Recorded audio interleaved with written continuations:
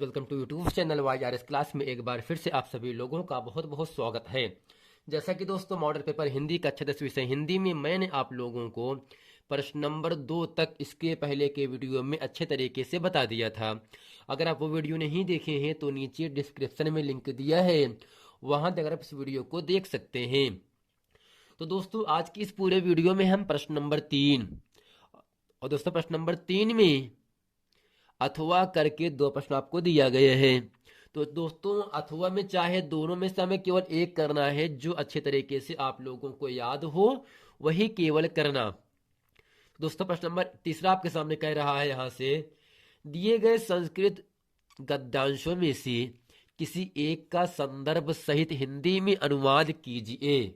तो दोस्तों जो पहला गद्यांश है ऐसा नगरी से लेकर के भाषायम कारिता तक है, और जो इसका अथवा का प्रश्न है वह मानव जीवनस से लेकर के संस्कृति तक है। तो दोस्तों इन दोनों में केवल एक ही करना है, चाहे अथवा का ऊपर का प्रश्न करिए चाहे अथवा का प्रश्न कर दीजिए, जो अच्छे तरीके से आपको याद हो वो आपको करना है। और दोस्तों इसके साथ साथ ही इस पूरे गद्यांश का हमें संदर्भ भी लिखना पड़ेगा। संदर्भ भी कह संदर्भ सहित हिंदी में अनुवाद कीजिए। पहले हमें लिखना है संदर्भ, फिर इसके बाद लिखना है हिंदी में अनुवाद।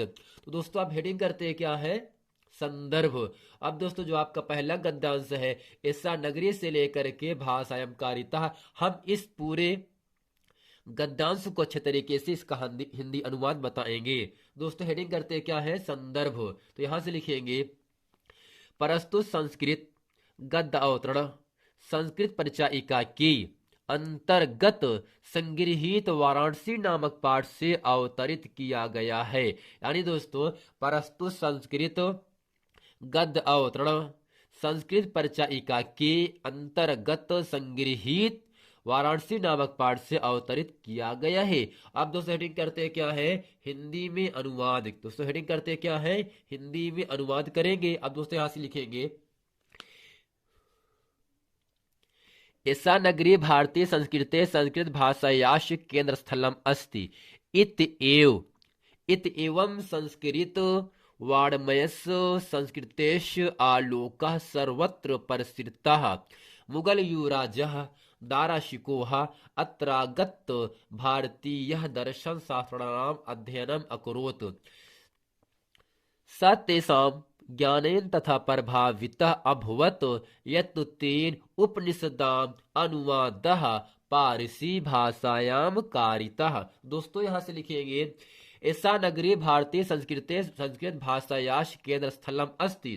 दोस्तों ऐसा नगरी का मतलब ये होता है यह नगरी भारतीय संस्कृते भारतीय संस्कृत का संस्कृत मतलब दोस्तों मत क्या होगा यहाँ से संस्कृत का, भाषायाश मतलब होता है दोस्तों भाषा का, केंद्र स्थलम अस्ति। दोस्तों केंद्र स्थल का मतलब होता है केंद्र स्थल, अस्ति माने है।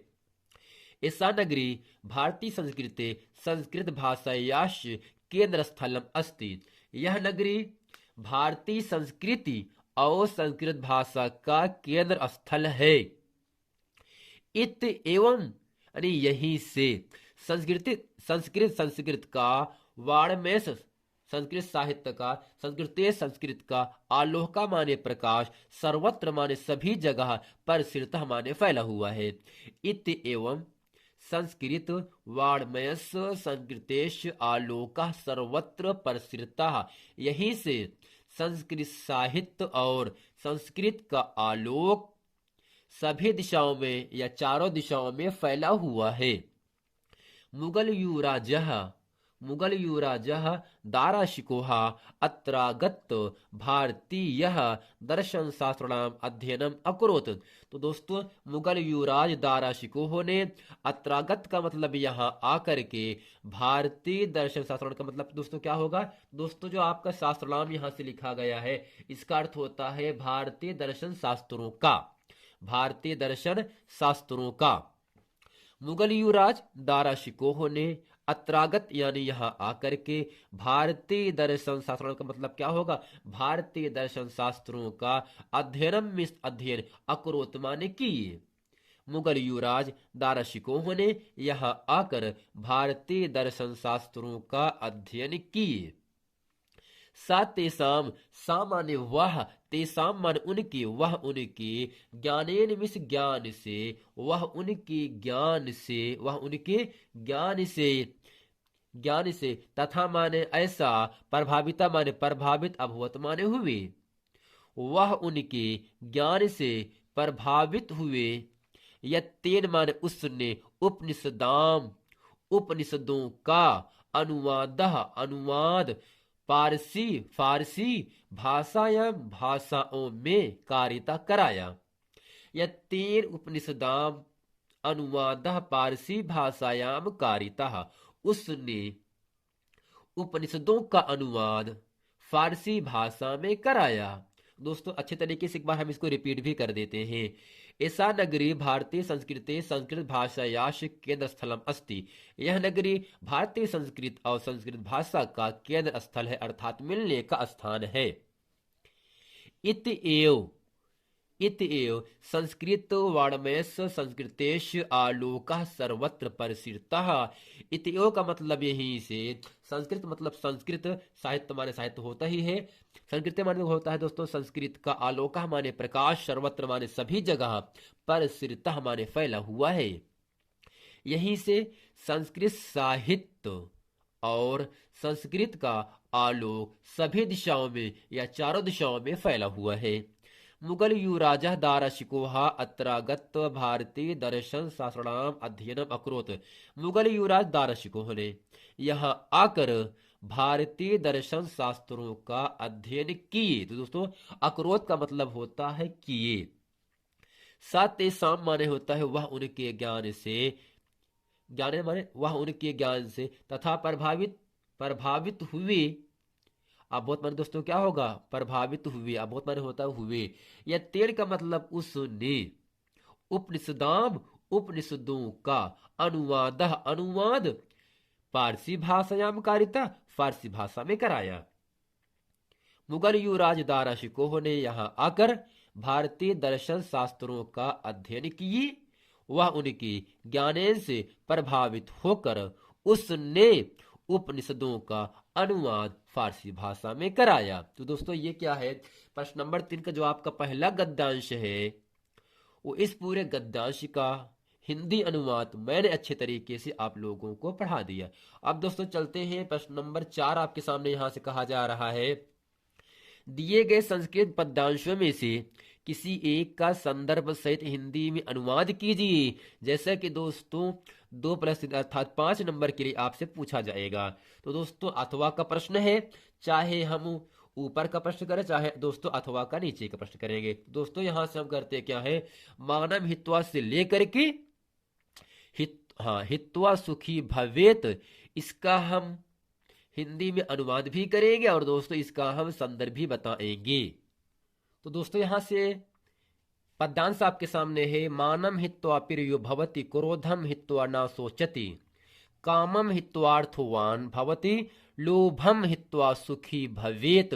अब दोस्तों इस पूरे पद्यांश का हमें पहला संदर्भ लिखना है, इसके बाद हिंदी में अनुवाद करना है।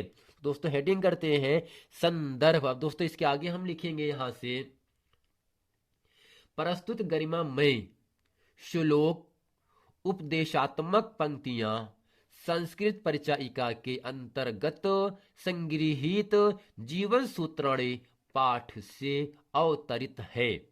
ये दोस्तों क्या होगा आपका इस पूरे पद्यांश का संदर्भ हो गया।